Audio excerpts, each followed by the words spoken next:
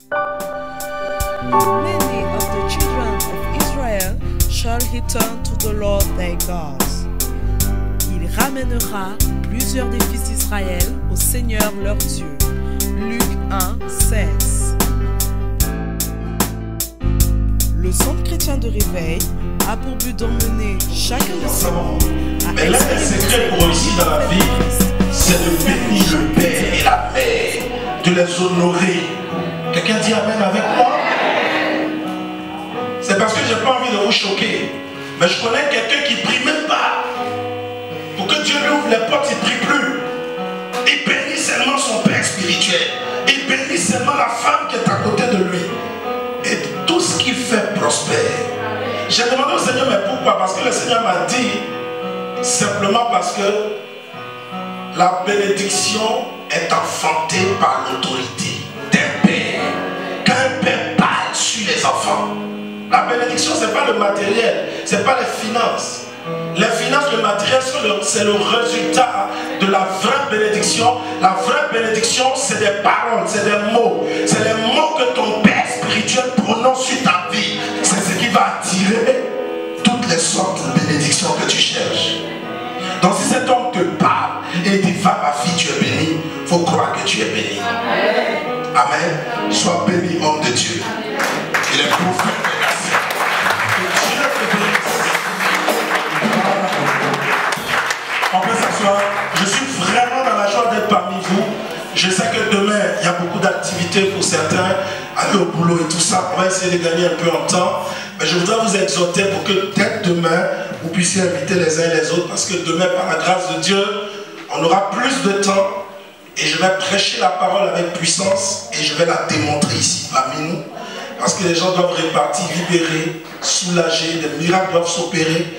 Et tu dois avoir des révélations sur ta vie pour que tu saches que Dieu te connaît. Amen. Amen. Que tu saches que Dieu te connaît. Le thème de ce séminaire est l'onction d'Élie. Amen.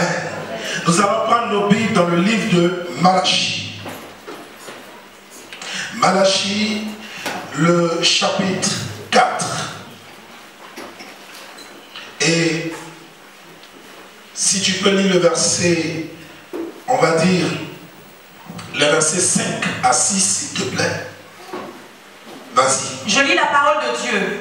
Voici, je vous enverrai Élie, le prophète, avant que le jour de l'Éternel arrive, ce jour grand et redoutable. Il ramènera le cœur des pères à leurs enfants et le cœur des enfants à leurs pères, de peur que je ne revienne frapper le pays d'interdit. Seigneur, nous te bénissons pour ta parole. Prends le contrôle et agis. Toi, Esprit de Dieu, qui a pour mission de glorifier le Fils, glorifie le nom de Jésus et que le Père du plus haut des cieux soit honoré et que tout démon fléchisse genoux et confesse que Christ est Seigneur parmi nous. À toi la gloire parce que tu libères les bénédictions et l'onction dans la vie des uns et des autres et que chacun réparte ici juste après ce que nous allons faire ensemble. Très béni. Au nom de Jésus. Amen. Bien-aimés, on vient de lire un texte. Et ce texte, en fait, nous parle du retour d'Élie. Élie avec eux, qui est le prophète Élie. Parce qu'il y a eu Élie, le sacrificateur dans la Bible. Quelqu'un dit Amen. Amen. Celui qui fait le père spirituel de Samuel. Et pour qu'on puisse comprendre la révélation qu'il y a dans ce thème, il est important de parcourir la vie du prophète Élie. Il faut que tu saches qui a été Élie, ce qu'il a fait. Qu'est-ce qui a marqué son ministère, sa vie, son existence sur terre et son service qu'il a pratiqué sur terre pour Dieu. Donc on va parler d'Élie, le prophète lui-même d'abord. Quelqu'un dit Amen avec moi? On va parler d'Élie, le prophète d'abord. Qui est Élie? Parce que si je ne te dis pas qui est Élie, tu ne peux même pas savoir ce que c'est que l'onction d'Élie. Donc pour comprendre ce que c'est que l'onction d'Élie, il faut que tu découvres des vérités cachées et révélées par Dieu sur le prophète Élie lui-même. Élie est simplement celui qui a été le premier grand prophète en Israël. Il faut dire Amen. Amen. Avant Élie, il y a eu des prophètes. Avant Élie, il y a eu des serviteurs de Dieu qui ont travaillé dans le prophétique. Mais Dieu a permis que leur ministère prophétique soit exercé circonstanciellement. Ça veut dire que ce n'était pas occasion que Dieu les utilisait en tant que prophète. Quelqu'un va me dire que Moïse a travaillé avant Élie. Quelqu'un d'autre va me dire, mais Samuel a travaillé avant Élie. Je suis d'accord. Moïse, il était 7 prophètes. Mais il n'était pas en plein temps prophète. Il faut dire amen avec moi. Élie, par contre, était prophète, mais il était en plein temps.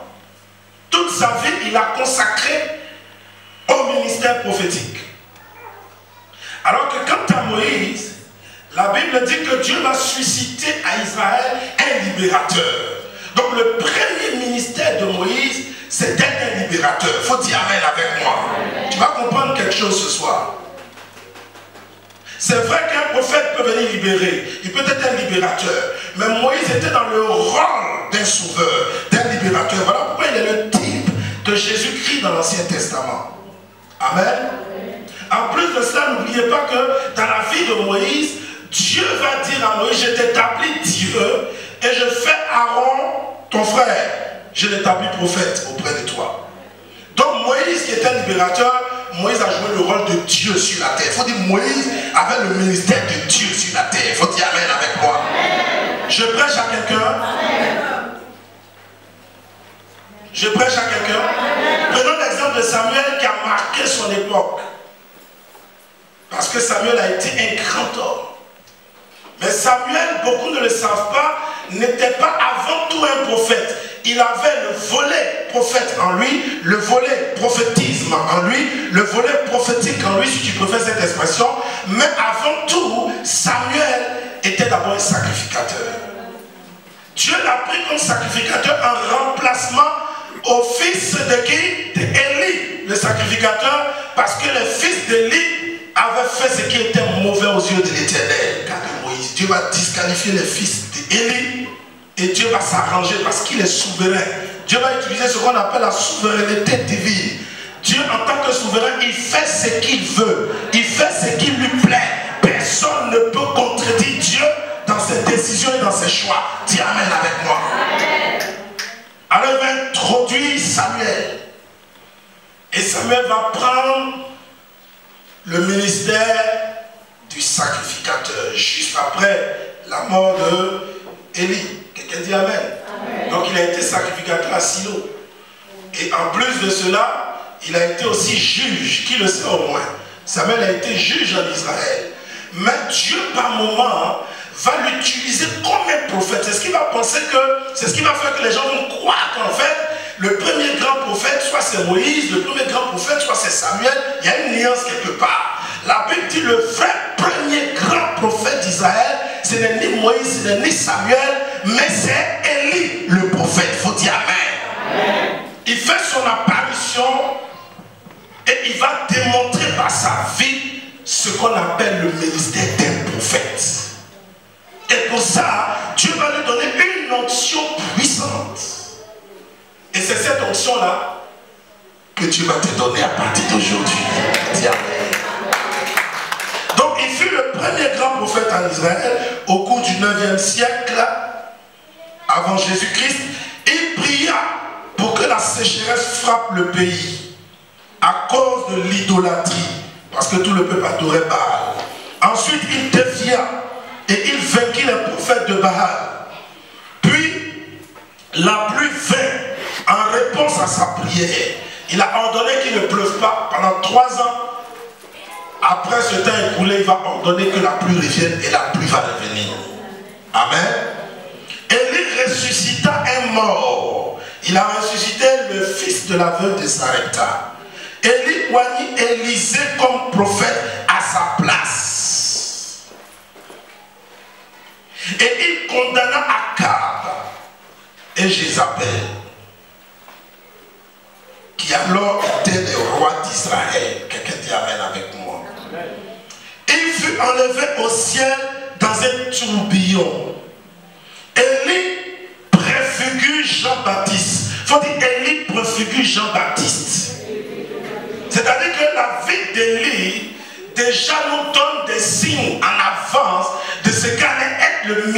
de Jean-Baptiste. Je vais vous expliquer tout ça, ce que ça veut dire. Ça concerne vos vies. Et la Bible dit que Élie fut associé à la gloire de Jésus-Christ sur la montagne lors de la transfiguration. Quand Jésus fut transfiguré, la Bible dit que dans sa transfiguration, qui était une gloire de Dieu qui se manifestait, il y avait deux hommes qui ont apparu. Amen. Il y a eu Élie, dit Élie, c'était le prophète, et il y a eu Moïse. Quelqu'un dit Amen avec moi. Élie, parce que Élie a connu l'enlèvement. Jésus parlant avec Élie est en train de dire et confirmer aux yeux des hommes qu'il était venu pour une mission, celle d'enlever l'église. Sauver d'abord l'église par sa vie. Voilà pourquoi Moïse aussi est venu, était au rendez-vous. Parce que Moïse était le libérateur, était le sauveur d'Israël.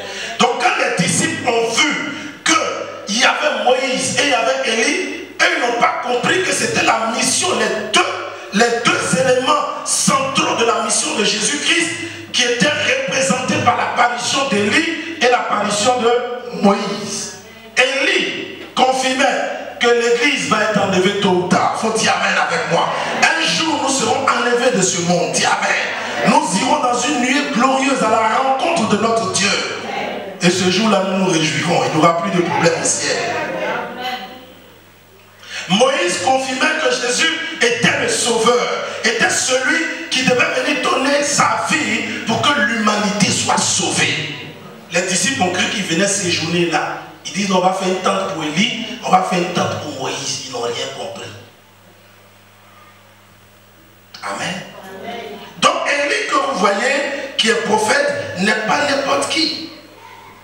Et dans le texte qu'on vient de lire, qui est le dernier texte de l'Ancien Testament, la Bible dit que l'Ancien Testament va se conclure en disant ceci: je vous enverrai Élie le prophète. Dieu dit: je vais vous ramener Élie. Élie aura son retour. Il va faire un retour. Il va revenir sur la terre. Ce qui veut dire que l'enfant de Dieu, quand il marche aujourd'hui dans son temps, dans son époque, il doit savoir que Dieu lui a dit que Élie doit revenir. Si tu marches en dehors de cette révélation, tu ne connaîtras pas le plan de Dieu sur ta vie. Si tu marches avec la connaissance de cette révélation, tu marcheras avec le plan de Dieu sur ta vie et tu iras d'exploit en exploit, de succès en succès. Tu vas renverser les hôtels qu'il y a dans ta vie. Tu seras rempli de puissance et d'autorité. Parce que c'est une révélation cachée qu'il faut pouvoir mettre à jour. Je vais vous éclairer sur cette révélation. Quelqu'un dit Amen très fort. Bien aimé, on va décortiquer quelques expressions rapidement. Élie doit revenir sur la terre avant le jour de l'Éternel. Il y a deux éléments très importants ici. Premièrement, le retour d'Élie. J'aurai le temps de vous décortiquer pour vous dire ce que c'est. Pas aujourd'hui, mais au cours du séminaire. Il faut garder un peu le suspense. Et puis, le jour de l'Éternel, c'est quoi? C'est le jour que Dieu a fixé pour sa propre gloire. Le jour où Dieu va briser l'autorité des rois. Le jour où Dieu va briser le règne de Satan. Le jour où Dieu va briser le règne des démons. Le jour où Dieu va boucler l'histoire de l'humanité. Le dernier jour, le jour du jugement. Le jour où Dieu va venir et tout œil le verra. Ils reconnaîtront qu'il est le Fils de Dieu. Le jour où Jésus quittera en vainqueur pour venir vaincre. Le jour où Jésus quittera le ciel pour venir combattre contre la bête avec une armée d'anges. Le jour glorieux de l'Éternel. Le jour où personne ne pourra dire Dieu n'est pas Dieu. Mais le jour où tout le monde confessera que Dieu est Dieu. C'est le jour de l'Éternel. C'est le jour du Seigneur. Il dit avant que ce jour-là n'arrive, pour qu'il y ait la conclusion de toutes choses, Élie doit d'abord venir. Si Élie ne vient pas, il n'y aura pas le jour de l'Éternel. Si Élie ne revient pas, le jour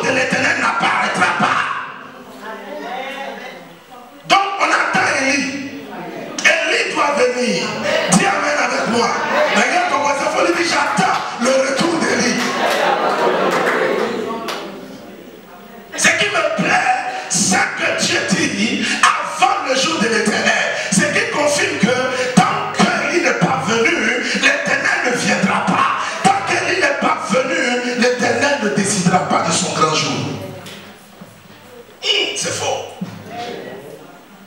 Et celui qui devient comme une boussole d'orientation pour ce grand jour, c'est le prophète Élie. C'est son nom qui est cité. Pour que l'on puisse comprendre si on connaît vraiment qui a été Élie et quelle est l'onction que Dieu lui a donnée sur sa vie. Qu'est-ce qu'elle représente?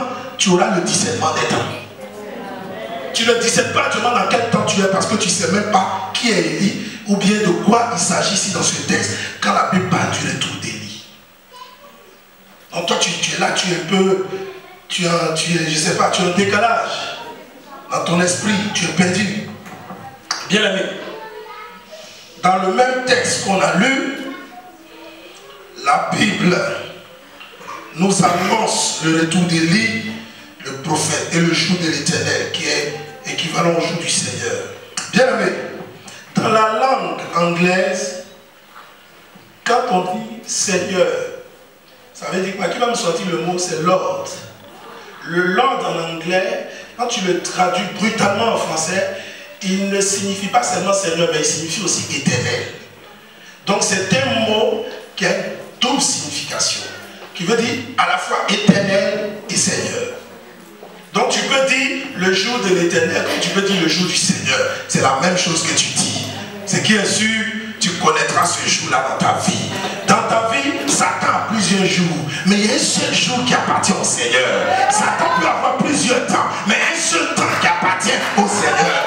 Dieu n'a pas besoin de beaucoup de jours. Dieu n'a pas besoin de 2 jours, de 3 jours. Dieu n'a pas besoin de tous les 7 jours de la semaine. Il demande que le jour du repos. Il demande que le jour du sabbat. Satan peut tout détruire dans ta vie, mais il y a un seul jour. Pendant des années, il peut tout détruire, mais il y a une seule année. Pendant des temps, il peut tout détruire, mais il y a un seul temps. Le temps qui est fixé au Seigneur. Quand ce temps arrive, Satan est obligé de fuir. Tes ennemis seront obligés de faire allégeance auprès de toi. Tes ennemis seront obligés de faire obédience auprès de toi. Tes ennemis seront obligés de reconnaître que ton Dieu est Dieu. Tes ennemis seront obligés de savoir qu'il y a un Dieu avec toi et il y a un Dieu derrière toi. Pharaon a minimisé Moïse parce que ça a été son frère. Ils ont été élevés dans la même cour royale. Mais il n'a pas compris que Moïse avait vécu un renouvellement d'intelligence. Il n'a pas compris que Moïse était devenu un nouvel homme. Il n'a pas compris que Moïse était devenu maintenant Dieu sur la terre. Lorsqu'il est revenu pour dire à Pharaon, libère le peuple d'Israël, il a résisté à Moïse. Il a résisté à Dieu qui était Moïse. Mais la Bible dit vers la fin, c'est la fin d'une chose qui est plus importante que le commencement. La Bible dit vers la fin, Pharaon est revenu s'asseoir sur son trône, sur son fauteuil royal, et il a dit du Dieu de Moïse, il dit son Dieu est Dieu. Quelqu'un dira ton Dieu est Dieu au sujet de ton histoire. Quelqu'un dira ton Dieu est Dieu. Quelqu'un confessera que ton Seigneur est Seigneur. Alléluia. Est-ce que la parole de Dieu fait du bien à quelqu'un ce soir? Bien aimé. Il y a une autre phrase qui suit qui dit: il ramènera le cœur de père. Ma fille lit le verset 6. Il ramènera le cœur des pères, oui, à leurs enfants. À leurs enfants. Et le cœur des enfants à leur père, de peur que je ne revienne frapper le pays d'interdit. De peur que je ne vienne frapper le pays, c'est tout simplement que ses enfants reviendront à lui en masse.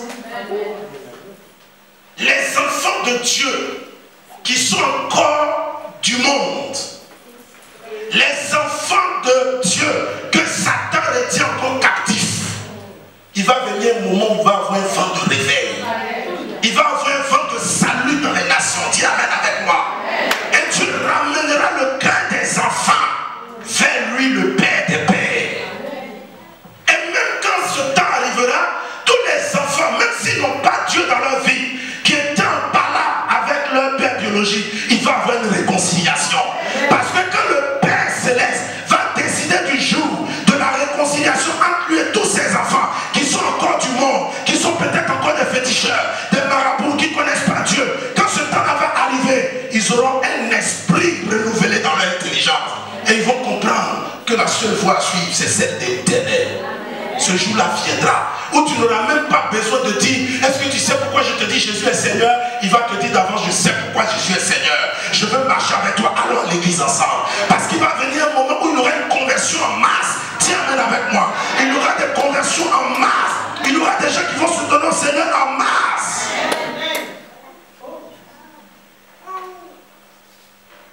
Ce qui veut dire quoi? Ce qui veut tout simplement dire que, en fait, le retour d'Élie annonce simplement un grand réveil qui vient. Et ça sera le dernier réveil des réveils. Ça sera la dernière période où l'église sera à nouveau crédible, où l'église sera à nouveau respectée, où les hommes de Dieu seront à nouveau crédibles. Vous remarquerez qu'aujourd'hui on salit le nom des hommes de Dieu. Aujourd'hui il y a de fortes choses qui rentrent dans les églises. Aujourd'hui telle église n'a pas de bon nom, tel pasteur n'a pas de bon nom. Mais Dieu fera de sorte que Élie arrive. Quand Élie va venir, des choses vont changer. La manière dont on parlait de l'église, la manière dont on parlait des pasteurs, le langage va changer. Les gens sauront que la solution ne se trouve pas dehors, mais la solution se trouve dans l'église. Les gens sauront que la solution est auprès des hommes de Dieu. Et ils vont accourir vers l'église. Parce qu'il y aura des conversions en masse. Bien aimé, ça a déjà commencé. Voilà pourquoi toi-même tu t'es converti. Il faut dire amen avec moi. Ça a déjà commencé ce jour-là. Voilà pourquoi toi-même tu t'es converti. Dieu va ramener le cœur de ses enfants à lui. Ça veut dire qu'il y aura vraiment des conversions en masse. Il s'agit de l'adoration en masse. Puisqu'il y aura des conversions en masse, vous allez voir que des gens vont s'unir, se réunir pour louer Dieu en masse. Et puis nous allons adorer le Père. Le cœur du Père va s'associer à notre cœur.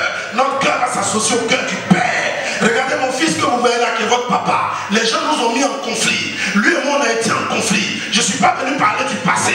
Mais est-ce qu'aujourd'hui Dieu n'a pas rapproché nos cœurs? C'est l'onction d'Élie qui fait ça. C'est l'onction d'Élie qui fait ça. L'onction te sépare. Avec l'onction d'Élie, Dieu te sépare de celui qui était vraiment ton homme. Quel que soit ce qu'il va le faire, il reviendra un matin. Avec l'onction d'Élie amène la réconciliation là où tous les autres ont échoué. L'onction d'Élie apporte. Oh, je sens l'onction. Oh, est-ce que quelqu'un me comprend? Est-ce que quelqu'un me comprend? L'onction d'Élie a le pouvoir de te redonner ce que tu as perdu. L'onction d'Élie a le pouvoir de te redonner ce qu'on t'a arraché. L'onction d'Élie a le pouvoir de te ramener celui avec qui on t'a séparé.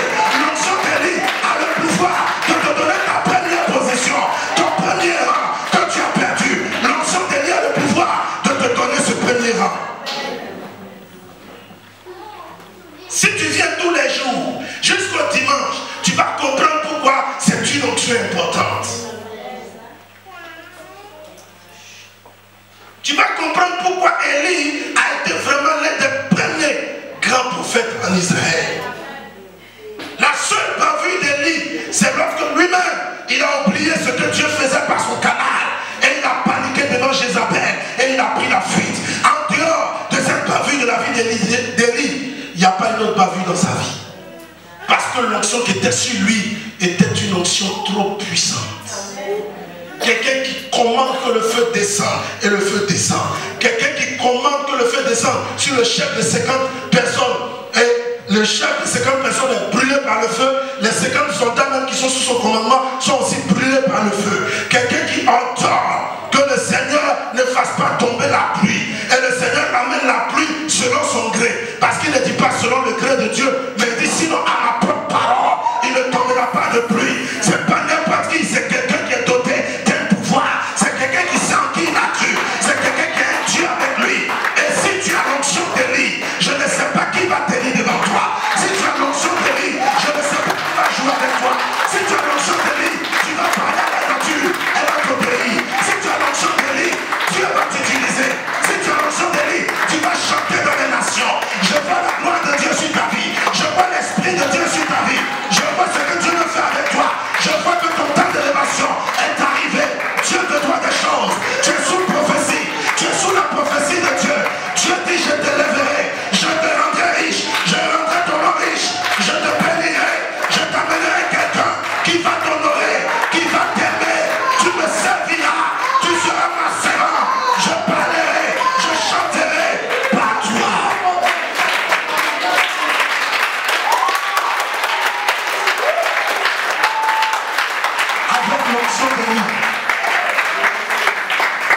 grandes choses vont se passer dans ta vie. Bien-aimé, Dieu attend ce grand jour où même les derniers qui doivent être sauvés seront dans la liste. Quand Dieu va voir que toute la liste de ceux qui doivent être sauvés est bouclée, il va décider de son jour maintenant et il reviendra. Quelqu'un dit amen avec moi. Je frapperai le pays d'interdit, qui est la dernière phrase. Quand la Bible dit je frapperai le pays d'interdit, ça veut dire de peur, parce qu'il a dit de peur que je ne frappe le pays d'interdit. Ça veut dire que si l'onction d'Élie n'est pas là, Dieu va frapper le pays, c'est-à-dire la terre, comme au temps de Noé. Si l'onction d'Élie n'est pas présente sur la terre, Dieu va frapper la terre. Parce que de nos jours, les hommes se marient entre eux. De nos jours, les femmes se marient entre elles. De nos jours, les gens couchent avec des animaux. De nos jours, des gens insultent Dieu comme au temps de Goliath qui insultait le Dieu d'Israël. De nos jours, les gens adorent Satan à visage découvert. De nos jours, les gens aiment plus faire la publicité du mal que du bien. De nos jours, le mal atteint son paroxysme. Même le lieu très saint ou saint, l'abomination est rentrée dans nos églises. Il y a tellement de mal devant Dieu. Il y a tellement de difficultés que l'homme provoque. Les difficultés souvent qui nous arrivent, c'est nous-mêmes qui les provoquons. Parce que nous défions Dieu. Nous minimisons Dieu, nous l'insultons, nous le négligeons. Parce que l'homme a eu seulement la connaissance de créer les avions, d'amener les fusées dans l'espace. Il se croit l'égal de Dieu. Tu n'es pas l'égal de Dieu. Tu es le diminutif de Dieu. Tu es le Dieu avec petit d. Et Dieu est le Dieu avec grand D. Dis amen avec moi. La Bible a dit que Dieu t'a fait comme lui, à sa ressemblance. Mais tu n'es pas Dieu comme lui en tant que tel. Tu es Dieu selon son image, selon sa ressemblance, si toutefois tu remplis les conditions de sa volonté. Alléluia. Donc bien aimé, quand il dit de peur que je ne frappe le pays d'interdit, ça veut dire que l'onction d'Élie doit venir. C'est quand l'onction d'Élie est là que Dieu se retient de frapper. Quand l'onction d'Élie est là dans un pays, par exemple à Toulouse, le prophète ange a l'onction d'Élie sur lui. Il est l'ange de la ville de Toulouse. Faut dire amen, j'ai pas entendu ton amen. Il est l'ange de la ville de Toulouse. Quand vous lisez la Bible, dans le livre d'Apocalypse, où on dit à l'ange de Philadelphie, vous pensez que c'est des anges qui sont au ciel là? Non, c'était des pasteurs établis sur les églises. Parce que si Dieu a besoin de parler aux anges, il ne va pas parler à un mortel pour aller parler aux anges. Celui à qui Dieu a parlé pour écrire l'Apocalypse s'appelle l'apôtre Jean, c'était un mortel. Après avoir écrit ce livre, même il est mort. Dis amen. Si Dieu veut parler aux anges, les vrais anges, il reste au ciel là-bas, il n'a pas besoin d'utiliser un homme sur la terre. Directement, il leur donne le message. Mais quand la Bible dit l'ange de Philadelphie, ça veut dire l'ange de Toulouse, qui est le prophète des nations, ange que c'est, je veux qu'on acclame Dieu très fort pour lui. C'est lui l'ange de la ville de Toulouse. Donc, Dieu t'a donné Toulouse. Faut dire amen. Ne donne pas ça à quelqu'un. Tu as la clé de Toulouse. C'est l'une des prophéties, quand il priait pour toi, que Dieu m'a donné.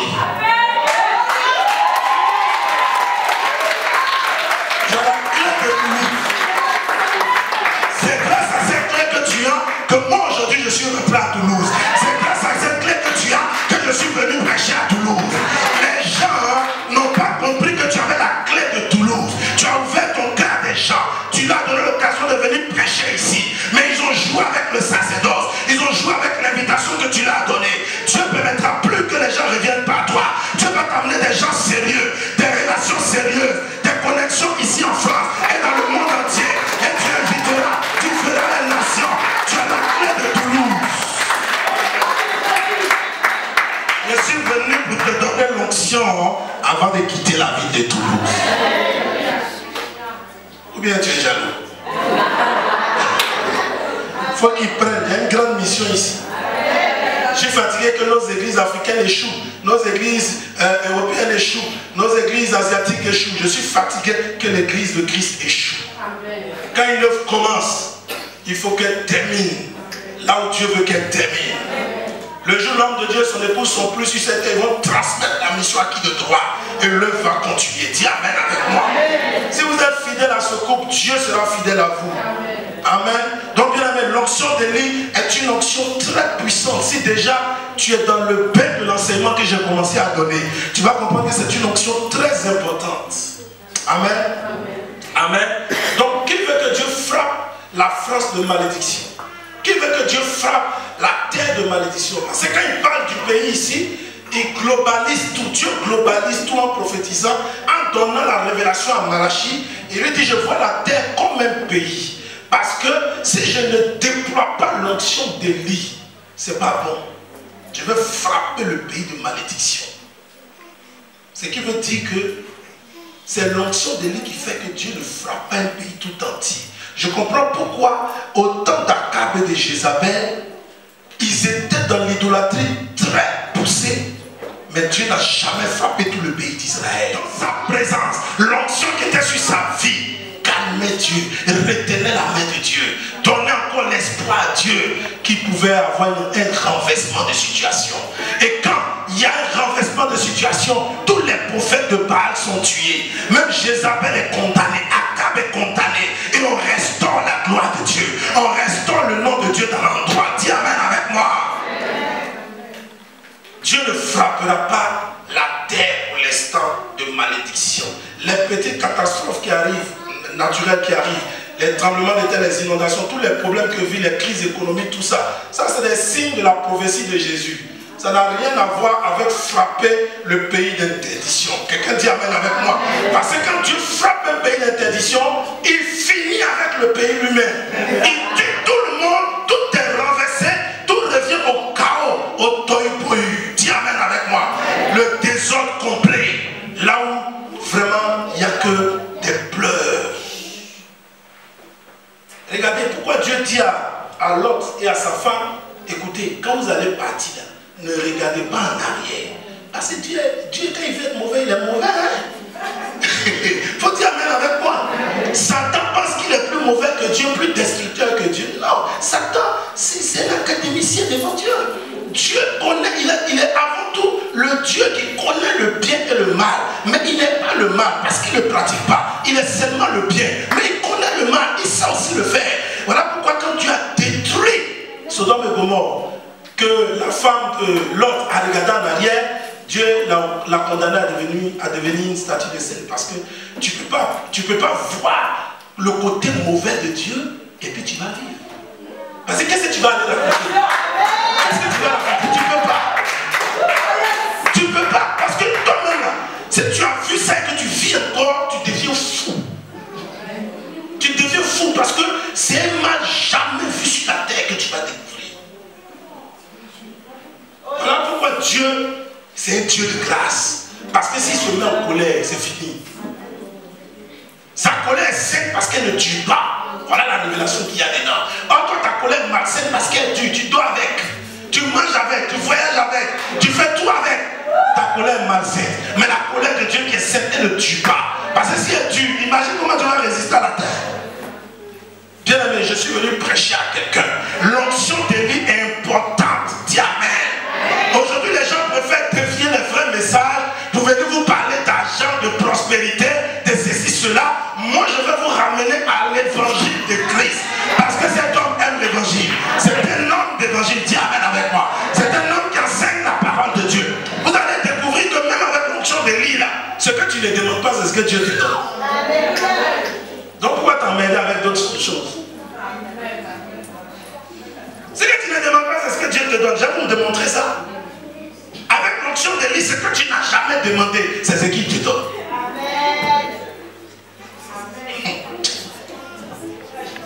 Alléluia. Est-ce qu'on peut acclamer un peu le Seigneur?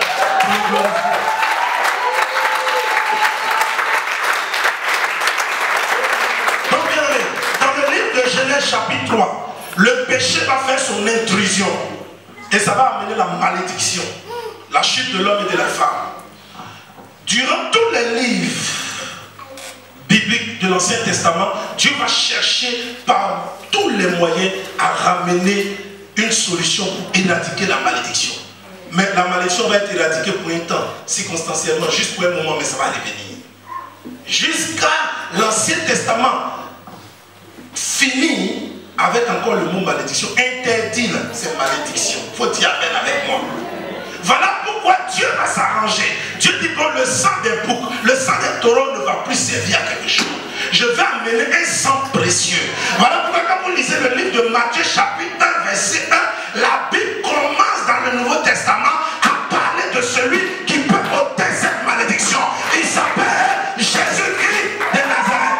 Ma vie, il faut lire Matthieu chapitre 1 verset 1. Je lis la parole de Dieu. J'ai une généalogie de Jésus-Christ, le fils de David, fils d'Abraham. Arrête-toi là, le verset 1 seulement. Généalogie de Jésus-Christ. On le présente ici. Fils de David, fils d'Abraham. On le présente parce que lui, il vient pour frapper très fort. Il vient donner sa vie afin que la malédiction qui est rentrée dans Genèse chapitre 3, qui perdure depuis toutes les générations de l'Ancien Testament, sur toute la terre, jusqu'à Malachie, l'Ancien Testament, signe à la fin encore le mot malédiction. C'est-à-dire la conclusion du livre de Malachie, là, de l'Ancien Testament, c'est la malédiction. Jésus dit la malédiction ne peut plus continuer. Il faut que moi-même je vienne. Matthieu, après les 400 années de silence, Jésus ouvre la parole, la Bible ouvre la parole, le Nouveau Testament ouvre la parole pour présenter un homme, le roi des rois, le Seigneur des seigneurs, le Dieu des dieux, le chemin, la vérité et la vie, le Fils de Dieu, l'ancien des jours, le présent comme celui qui a reçu le mandat d'ôter la malédiction définitivement. Voilà pourquoi il faut que tu saches que quand tu as Jésus, tu n'es vraiment plus sous la malédiction. Tu es dans le combat, mais ça ne veut pas dire que tu es dans la malédiction. Ne confonds pas parce que tu es attaqué, ne confonds pas parce que tu es dans le combat avec une affaire de malédiction ou avec une affaire de conséquences. Laisse-moi te dire, même quand on finit de faire ta délivrance, que les démons sont partis, tu seras toujours tenté, tu seras toujours attaqué. Est-ce que quelqu'un me comprend un peu? La possession démoniaque est différente des attaques démoniaques.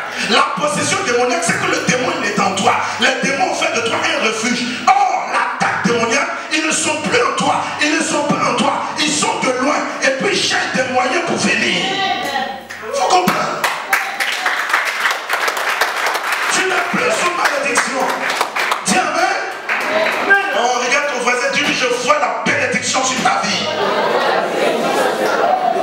Ma fille prend le texte de Proverbe chapitre 10, la première phrase seulement du verset 6. Vous allez voir que vous-même là, quand vous regardez dans le miroir, vous êtes aveuglé. Sinon, si vous voyez ce que Dieu a mis sur vous, vous allez vous respecter vous-même. Les Proverbes chapitre 10, la première phrase seulement du verset 6. Il y a des bénédictions sur la tête du juste. Il y a des bénédictions sur la tête du juste. Or, en réalité, la Bible dit que tous son péché sont privés de la gloire de Dieu. Humainement parlant, à cause de la nature du péché, nous sommes tous pécheurs. Ceux qui ont vécu hier, nous qui vivons aujourd'hui, ceux qui vont vivre plus tard, sont tous de la nature du péché. Donc nous sommes tous des pécheurs. Mais comment ici on dit, la Bible dit, Salomon, le psalmiste dit, il y a sur la tête du juste. Il parle de quel juste? Il parle de celui qui a posé sa foi en Dieu. Il parle de celui qui a posé sa foi en Jésus. Il parle de celui qui croit en Dieu. C'est lui qui est lavé de malédiction.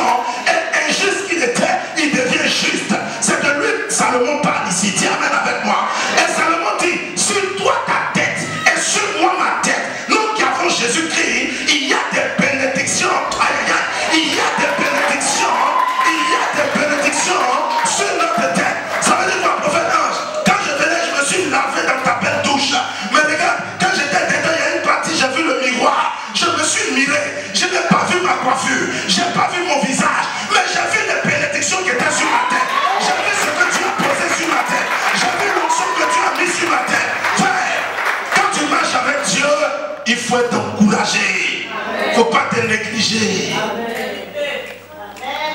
Toi, tu te regardes, tu vois seulement que ta coiffure n'est pas belle. Tu te regardes, tu vois que peut-être ton nez est gros. Tu te regardes, tu vois que ton teint est noir. Tu te regardes, c'est pas ça qui fait le mariage. La plupart des femmes belles qui se marient là, elles durent combien de temps dans leur foyer? Ou la plupart même du temps, les femmes les plus belles là, elles ne se marient jamais. Parce qu'elles comptent sur leur beauté et elles font tellement de bêtises qu'au dernier moment, l'avancée de l'âge les surprend. Quelqu'un peut dire amen avec moi? La Bible dit la beauté est vaine, la grâce est trompeuse. Seule la femme qui craint l'Éternel sera louée. Femme, si tu veux te marier, ce n'est pas une affaire de beauté seulement. La vraie beauté, c'est le cœur, c'est le spirituel. Donc à partir d'aujourd'hui, mets ta main sur ta tête comme ça, fais ça. Dis sur ma tête. Il y a des bénédictions. Il y a tellement de bénédictions que je suis condamné à réussir ce soir. Au nom de Jésus. Amen. Bien-aimés, je ne vais pas durer, je vais prier pour vous. Parce que je veux que vous rentriez tôt. Puis demain, on aura le temps de faire ce qu'on a à faire. Amen.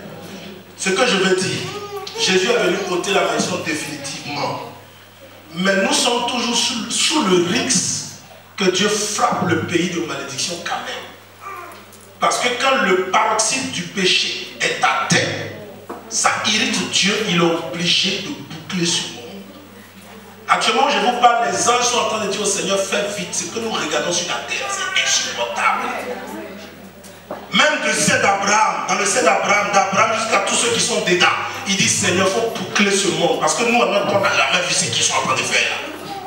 Et puis Dieu leur dit non, calmez-vous. Élie n'est pas encore revenu. Calmez-vous parce que Élie doit revenir. Quand Élie va venir, je vais convertir des gens. Les derniers qui restent, les personnes qui doivent être sauvées, qui doivent être aussi ici avec nous, seront sauvées. Et puis après, Jésus va aller faire la guerre pour finaliser le dernier jour du Seigneur. Jésus, là, il a une seconde venue, il faut dire Amen. Sa seconde venue, c'est qu'il va venir livrer bataille contre la bête. Ça, c'est la seconde venue qui vient juste après qu'il ait enlevé l'église. Il faut dire Amen. J'espère que le jour où le Seigneur va enlever l'église, tu as décollé avec nous. Parce que tous ceux qui n'auront pas l'onction de lui vont rester. Voilà la révélation qu'il y a dedans. Parce que c'est l'onction de lui qui va faire que le moteur pour décoller, pour être prêt pour l'enlèvement, va s'exprimer en toi. Si l'onction d'Élie n'est pas sur toi, il te dit la vérité, tu restes. Tu as dit, mais pourtant je suis chrétien. Je vais à l'église, je paye ma dîme, je fais l'œuvre de Dieu. C'est moi qui ai conduit l'homme de Dieu quand il est venu prêcher. Dieu dit, c'est zéro, tu n'as pas l'onction d'Élie.